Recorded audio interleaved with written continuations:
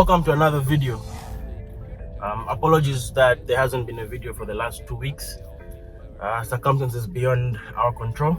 Guys, COVID needs to stop. If you know where we can get a big brake kit for COVID, comment in the comment section below. This thing needs to go away. Anyway, in this video we are playing around with the JZX100. We're installing a boost controller. We're putting new discs on the big brake kit that it has. If you didn't know, the Alteza, the Chaser, and the Supra all share the same front suspension.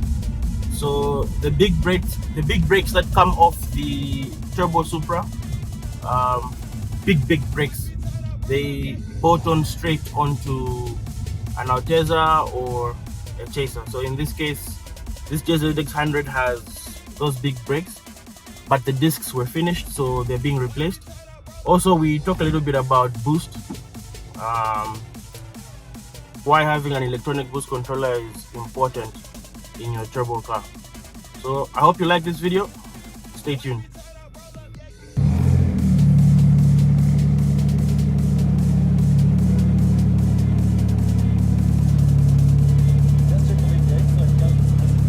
Okay.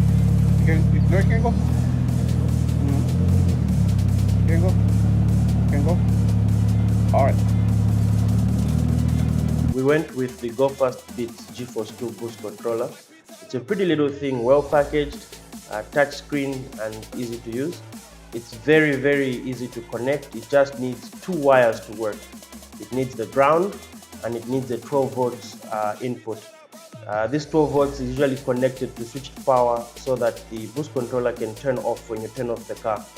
This boost controller has many features. My favorite features are the 6 presets. This allows you to set 6 different boost levels to suit your driving style. It also has the ability to control how fast your car builds boost, and this is a very useful feature when you are trying to build boost quickly or delay the building of boost so that you don't lose traction too much, like in a race. Once you've figured out the wires that need connecting, you will need to find a vacuum source for the boost controller. This is usually a vacuum hose running from the intake manifold to the vacuum port on the back of the boost controller.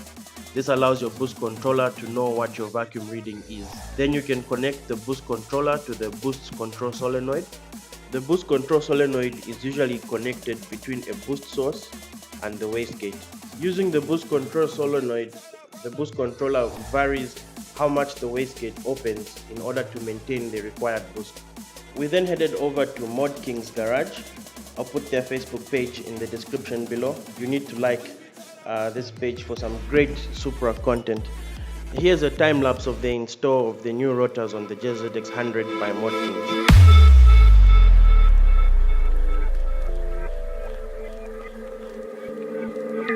There isn't any real need to change things just for the sake of changing. The computer technology has been moving in a way that nothing else people have ever known.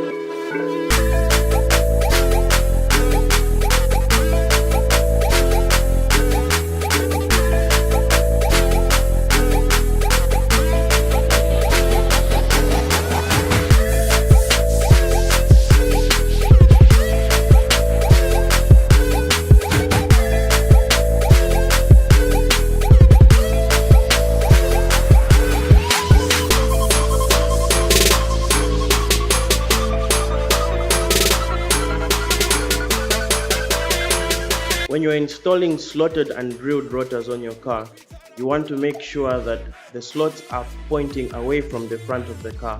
Or if the disc was rotating forwards, you want the slots going clockwise.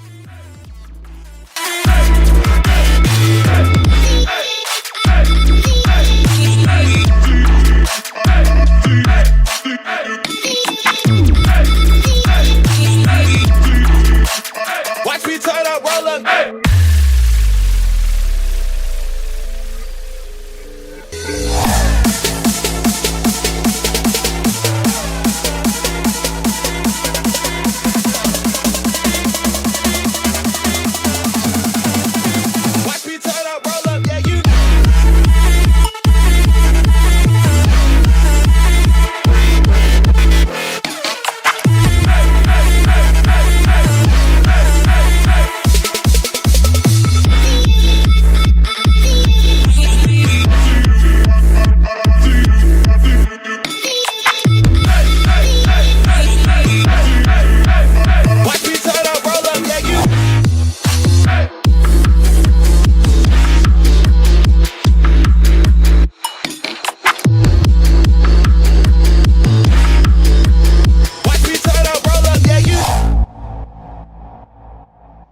This is what the chaser looks like with the discs fully installed.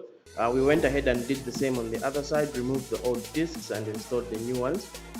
Always make sure that you bed in your brakes after installing them on your car.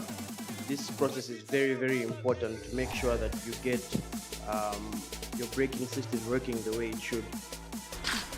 That's the beast. Before we close out this video, we'd just like to congratulate Drive Club for the brilliant addition to their fleet, and congratulations to Priyesh. We hope you enjoy that car very, very much. See you on the tarmac soon.